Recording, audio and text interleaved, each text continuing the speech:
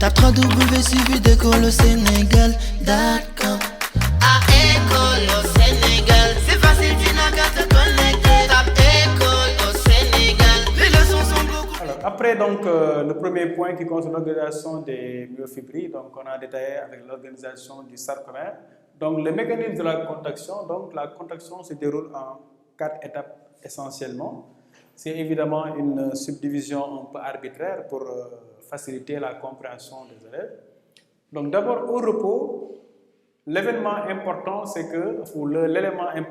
qu'au repos, donc nous avons des myofilaments d'actine et de myosine qui sont complètement séparés et nous avons le calcium qui est stocké dans le réticulum endoplasmique. Donc le calcium est gardé là-bas et nous avons également une organisation dont j'avais parlé tout à l'heure au niveau de les myofilaments d'actine avec donc la tropomyosine qui masque les sites d'attachement actine-myosine.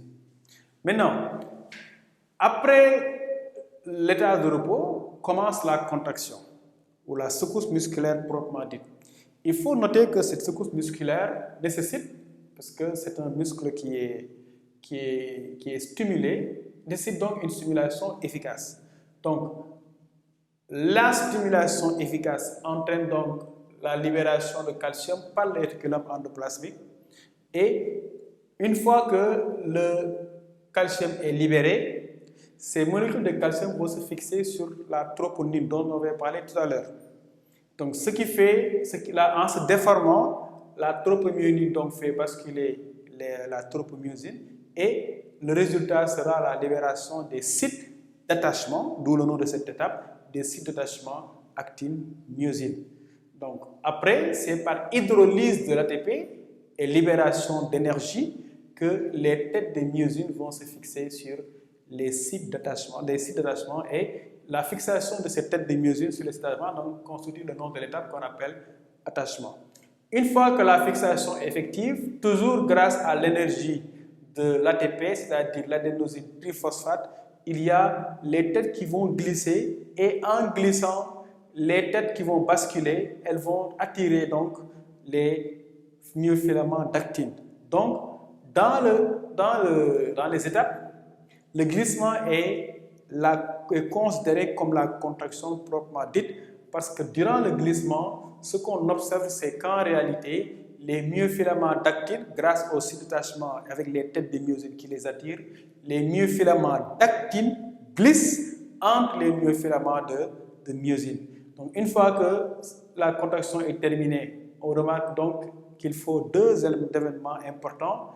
D'abord, la réabsorption active donc, du calcium qui revient dans le réticulum endoplasmique et la fixation d'une nouvelle molécule d'ATP sur les têtes de myosine. Donc, le résultat, ce sera quoi? Le détachement et le retour à la position initiale. Autrement dit, les sarcomères qui avaient été attirés, les myofilaments d'actine qui avaient été attirés et qui ont glissé entre les myofilaments de myosine vont revenir à leur position initiale, ce que nous allons essayer de voir donc par des schémas qui vont être beaucoup plus explicites. Alors, donc, on va essayer de schématiser le mécanisme qu'on a décrit tout à l'heure. Il faut savoir que, donc, si on considère ça comme une strie Z, donc on a ici les myofilaments, donc myosine, d'actine, avec donc la tropomyosine et la tropomyosine, donc la troponine qui les stabilise.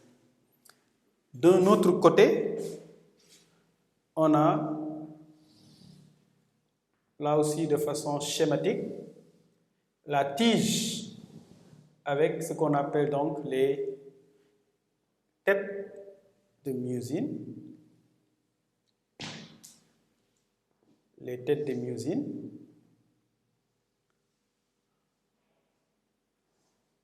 J'en mets deux pour faciliter la compréhension. J'en mets donc un de l'autre côté. avec donc à chaque fois la troponine et la tropomyosine. Donc ici, nous pouvons voir que on est au repos. Il y a donc les sites d'attachement actine-myosine qui sont masqués. Maintenant, qu'est-ce qui va se passer après la stimulation? Donc le calcium va complètement désorganiser les myofilaments d'actine et donc libérer les sites d'attachement actine-myosine qui étaient masqués par ce qu'on appelle la troponine. Donc, le résultat immédiat, ce sera la fixation des têtes.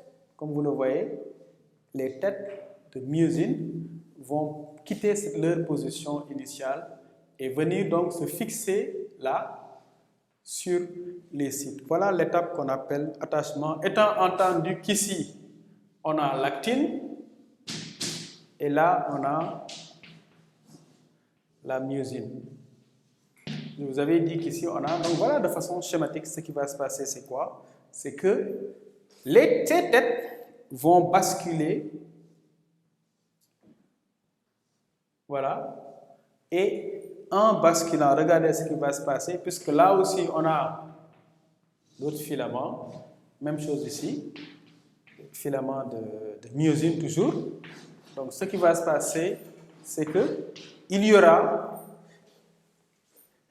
les têtes de myosine donc vont attirer les filaments d'actine vers le bas, donc avec ce mouvement de bascule. Et qu'est-ce qui va se passer? Donc le sarcomère va descendre. Donc voilà comment, de façon détaillée, va se dérouler le phénomène. Il faut remarquer que ces têtes donc se déplacent et basculent grâce à l'énergie fournie par l'ATP, étant entendu donc qu'il y a ici des catalyseurs, donc comme les ions magnésium.